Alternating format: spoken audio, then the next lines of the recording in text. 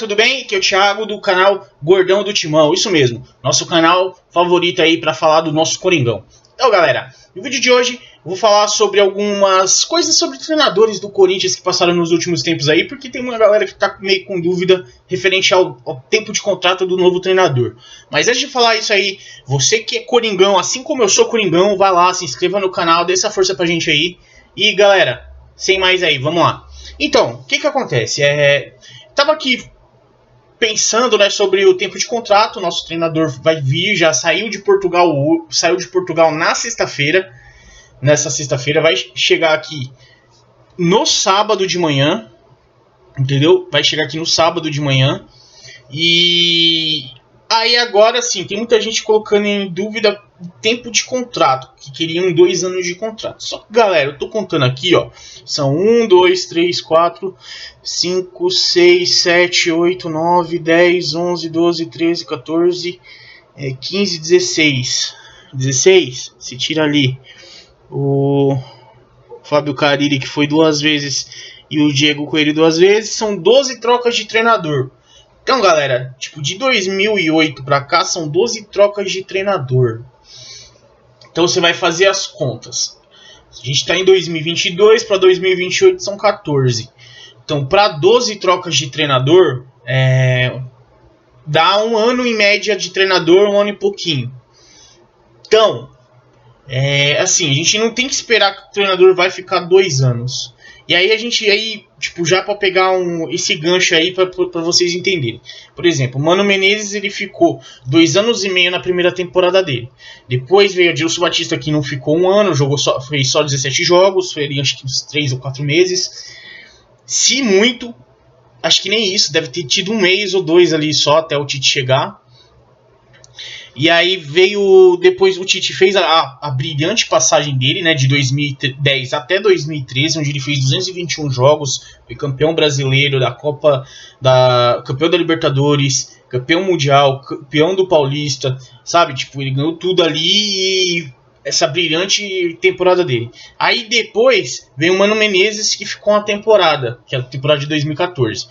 Depois o Tite voltou, foi o tempo que o Tite foi estudar, foi dar uma marejada na cabeça, uma tranquilidade assim para poder trabalhar legal. E aí ele foi lá, tipo, trabalhou nesse ano aí sabático dele e voltou pro Corinthians e foi campeão brasileiro realizando 106 jogos. Ele ficou 1 ano e meio no Corinthians, ele saiu ali em junho, mais ou menos, depois do Campeonato Paulista ali, acho que nem chegou a 1 ano e meio, chegou um pouquinho antes de 1 ano e meio. Ele saiu ali, acho que depois da eliminação do Campeonato Paulista. Aliás, acho que nem chegou a eliminação do Campeonato Paulista, acho que ele deixou antes até. E aí ele saiu do Corinthians. Não, chegou sim, que ele disputou o Campeonato Brasileiro. Ele disputou algumas partidas do Campeonato Brasileiro aquele ano, então chegou sim. E aí ele saiu do Corinthians. E aí ele foi pra Europa. Foi pra seleção brasileira, perdão.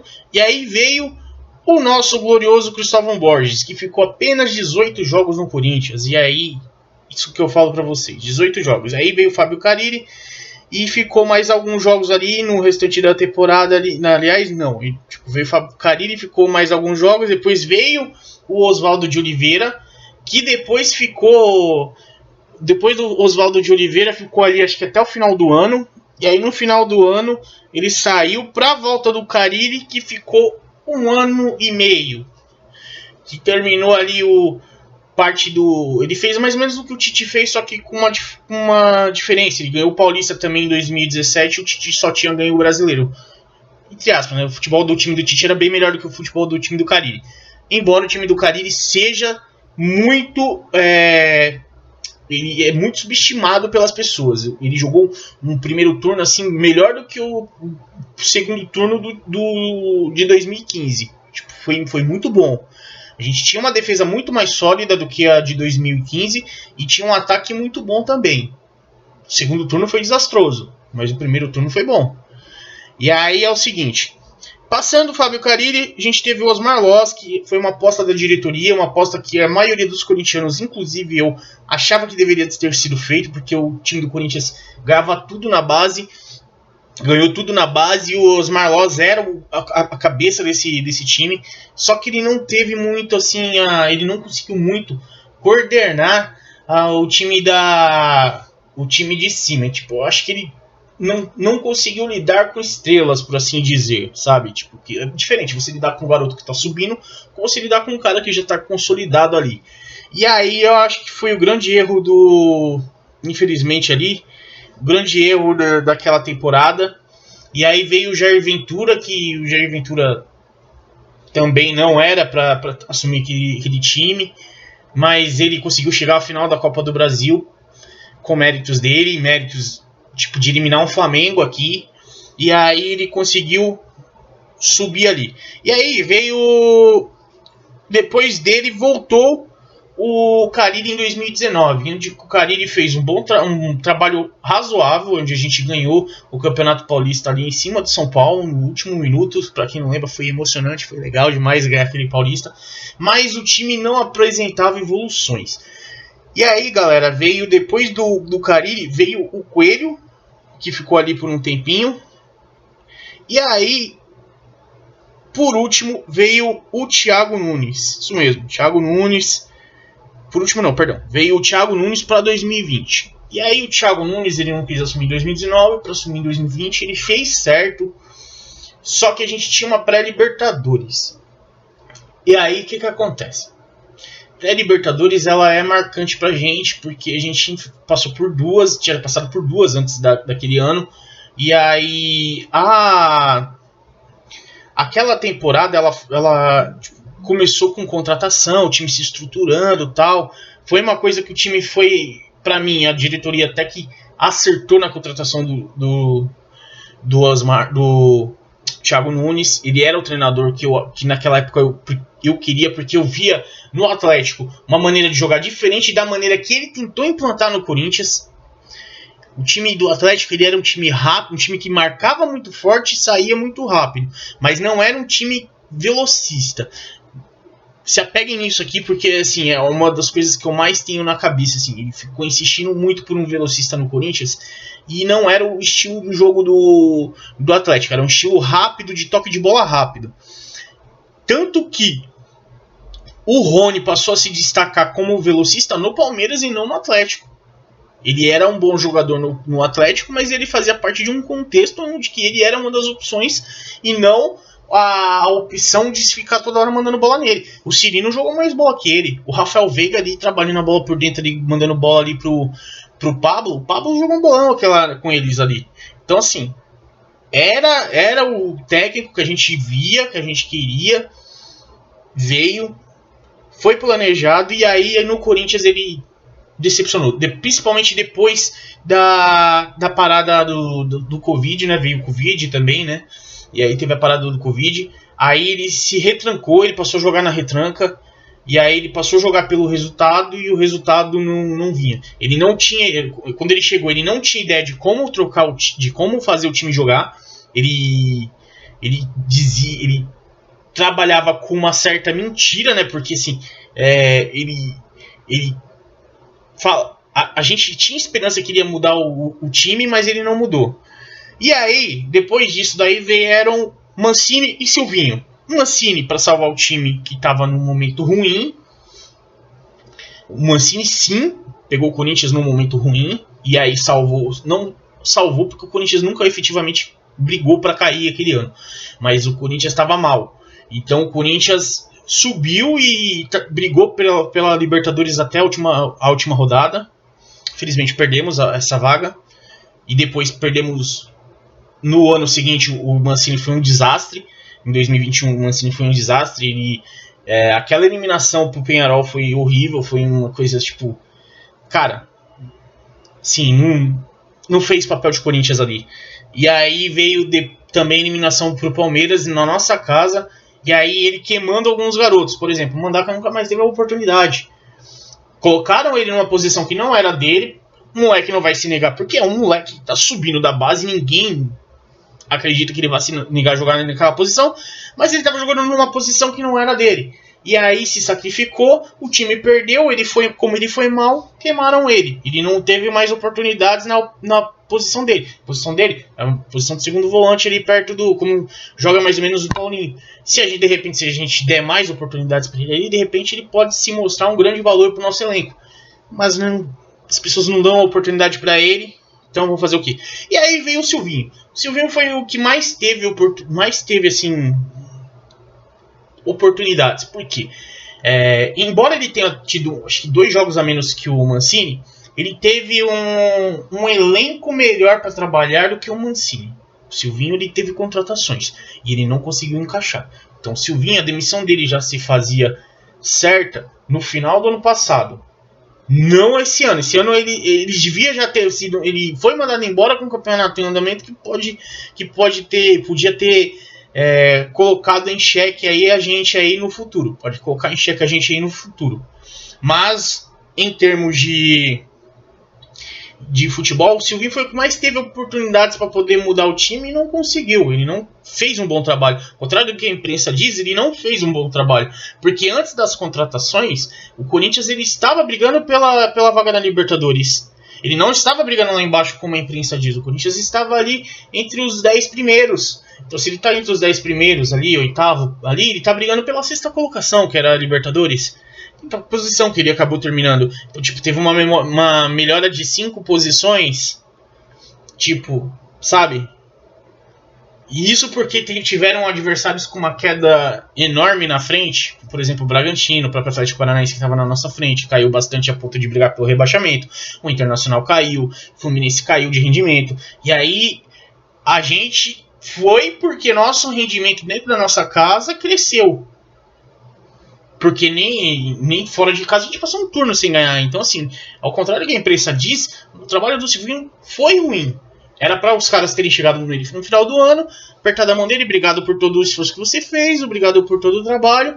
A gente espera o sucesso na sua vida, mas nós vamos seguir por outro caminho. Era assim, não fizeram. E aí, galera, por que eu tô trazendo isso aqui? Porque são 12 trocas de treinador, de 2008 para cá. Com exceção a primeira passagem do Mano Menezes e do Tite, na segunda e na terceira passagem dele, que ele teve nesse período aqui, que foi, não tivemos treinador que durou 2 anos. E aí as pessoas estão levantando em questão o fato do Vitor Pereira ter um contrato de apenas 10 meses. Que também eu preferia que fosse mais... Não que eu preferiria, tipo, pra botar uma fé no cara, a gente até precisaria ser um contrato um pouco mais longo. Mas o que acontece?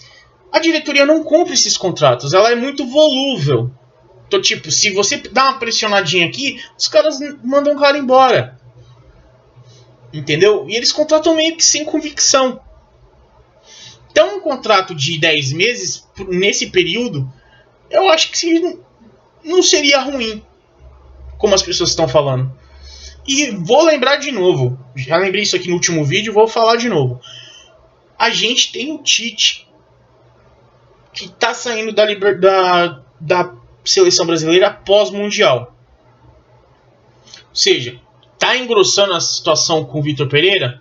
Vitor, então pelo jeito você não tá querendo continuar no time. Então tá, beleza, vem cá. Vamos, obrigado por tudo. Você foi um grande técnico, não vai ficar na lembrança do Corinthians, mas segue. Tite, tá aqui o contrato. Você quer trabalhar de novo? Você quer dar uma descansada?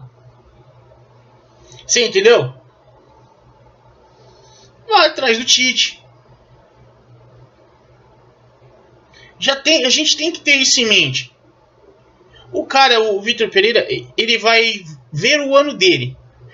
Para que a gente fique sem o treinador no final do ano, isso aqui eu vou falar para vocês entenderem. Só se o ano dele for brilhante. A gente tem que ganhar a Libertadores. A gente tem que ganhar o Brasileiro. A gente tem que ganhar a Copa do Brasil. Se a gente bater os 3 títulos, ou bater 2 dos 3, aí sim a gente corre o risco de ficar sem treinador. Caso contrário, não.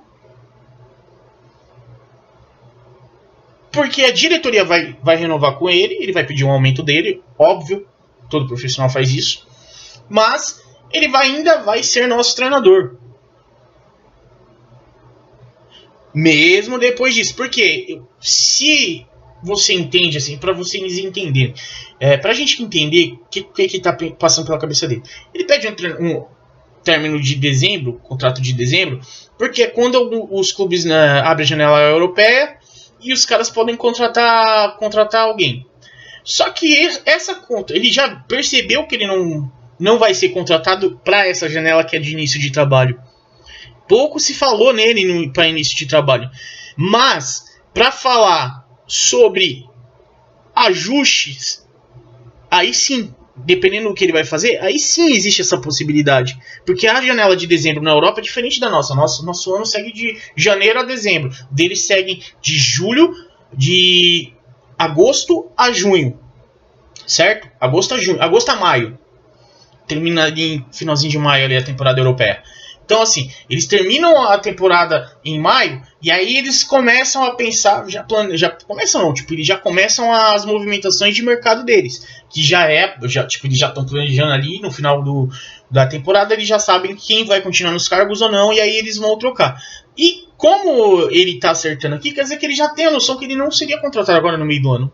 Então ele pode ser contratado no final do ano, quando as temporadas estão no meio lá da temporada, que eles descobrem que tá tendo o que tá errado, o que tá certo e o que precisa ser trocado ou não. Dificilmente um grande clube europeu que estiver brigando por Champions League vá contratar o Vitor. Então, dificilmente a gente vai perder o Vitor. Vocês entenderam? Agora, também vamos convenhar, pessoal. Se vier um cara pagar 5 milhões de euros por mês pro cara aqui, a gente não tem como brigar nem se ele tivesse contrato.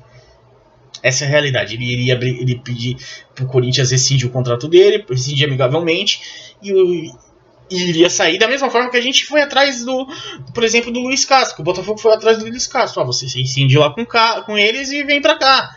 Você entendeu? Ia fazer a mesma coisa. Se eu tiver uma proposta desse nível, não importa ele tendo contrato ou não, ele vai sair. E é isso que a gente tem que ter consciência. A gente não precisa ficar com medo do final sem o cara ter começado a fazer o trabalho. A gente tem que dar apoio pro time agora, porque agora começa um trabalho bom, promissor, e que eu, com meus sentimentos assim, a gente vai ser campeão de alguma coisa esse ano. Eu acredito que vai ser da Libertadores, mas vamos com calma aí, não vamos pôr o carro na frente dos bois e vamos que vamos aí. E galera, era só isso que eu queria passar pra vocês. Espero que vocês tenham gostado do vídeo. Se vocês gostaram, deixe seu like, se inscreva no canal. E sem mais demora, galera, obrigado por tudo, valeu!